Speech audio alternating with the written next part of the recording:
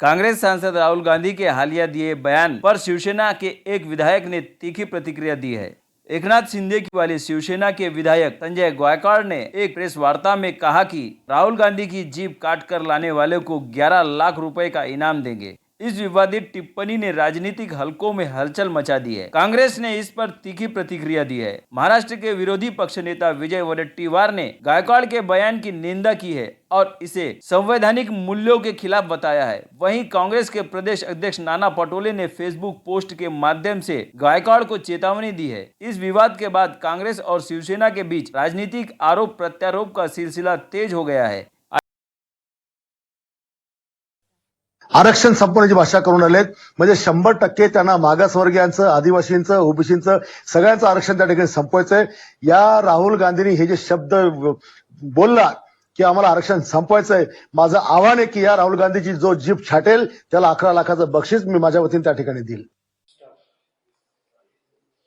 राहुल गांधींची जीप छाटण्यासाठी 11 लाखाचा बक्षीस देणारा, बक्षिसाची घोषणा करणारा संजय गायकवाड नावाचा पिसाट माणूस आपल्या अवकादीबाहेर बाहेर बोलतोय। खरं तर खोके घेऊन शिंदेनी पोचलेल्या एखाद्या पाळीव प्राण्याप्रमाणे याची बकबक नेहमी महाराष्ट्राने पाहिली आहे। नेहमी यांनी दिलेले स्टेटमेंट, यांनी दिलेले नोंदमत हे सातत्यानं वादग्रस्त राहिले। पण अशा पुसट आणि पागल आणि पोचलेल्या पाळीव प्राण्याला उत्तर देण्याची मला आवश्यकता वाटत नाही। अरे तू राहुल गांधीची जीप छाटायची काय गोष्ट करतोस? तुझ्या पक्षाची अवस्था, तू कुठे आहेस हे तू ओळखलं पाहिजेस। आणि राहुल गांधींच्या नाव घेण्याची तुझी अवकात नसताना तू जे स्टेटमेंट करतोस हे सूर्याकडे पाहून थुंकण्याचा प्रकार आहे। ती थुंकी तुझ्या तोंडावर पडेल आणि तुझं तोंड काळवटलेला महाराष्ट्र पाहिल।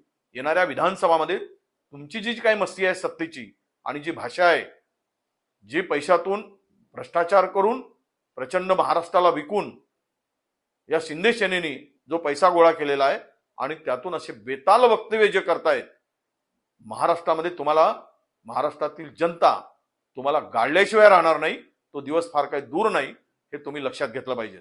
आणि असे बकबक करणं, बेताल वक्तव्य करणं बंद केलं पाहिजे। तुम्ही तुमच्या अवकातीत बोललं पाहिजे।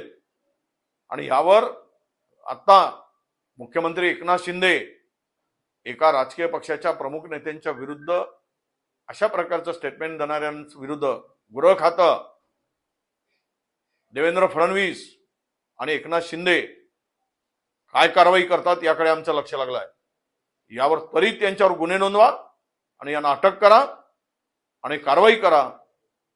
अन्यथा एकेकाला आम्हालाही धडा शिकवावा लागेल। तो धडा शिकवण्यासाठी दिवस दूर नाही, हेही तुम्ही लक्षात ठेवा।